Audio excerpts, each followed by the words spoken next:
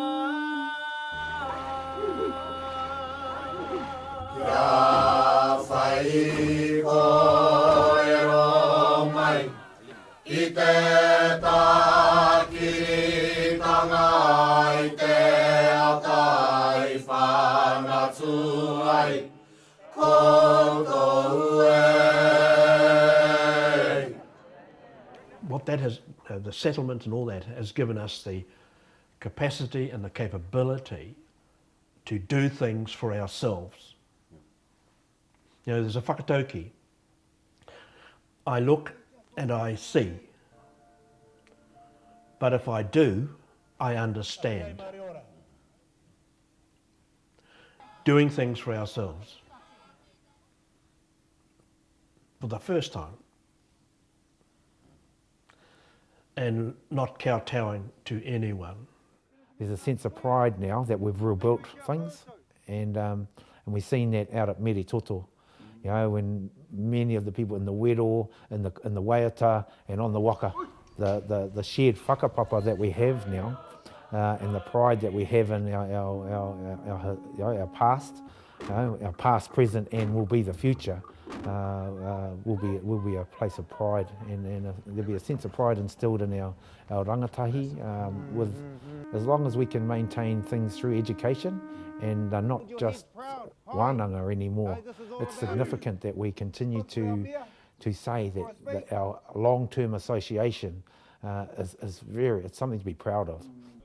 tiro no atu au. Ki a koe kuperunga ana mai mata horua te waka mare wai a koe ki te tau ihu o te waka o te tipu a maui tiki tiki ko te hikinga o te pane tutu ma po te panga mai o te whai titiri kei runga raro rangi kei raro nei aro nuku ki raro mo marae roa ki te noni ngā kumu te aita ngā nui a kuia e rarau nei taku tapu ai ki te pātaka nui o te hora e te ranga wei whakaripo ki te hoi ere ano tapu tangi ki te ranga mātua e o ki rā ki kopu para para e ngā manu whakateka o te wānui au e tau kuri e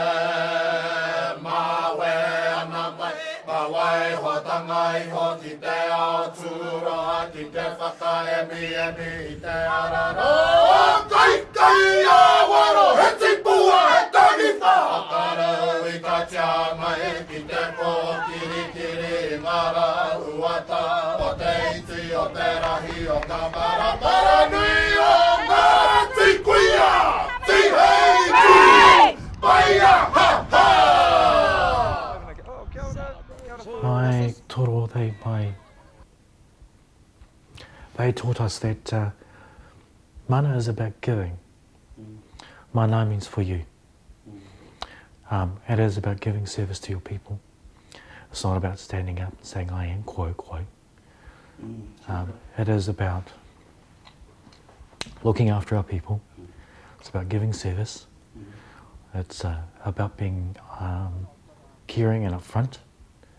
It's being not afraid to stand up and speak your mind, but to also make sure that we don't do wrongs, that we do rights.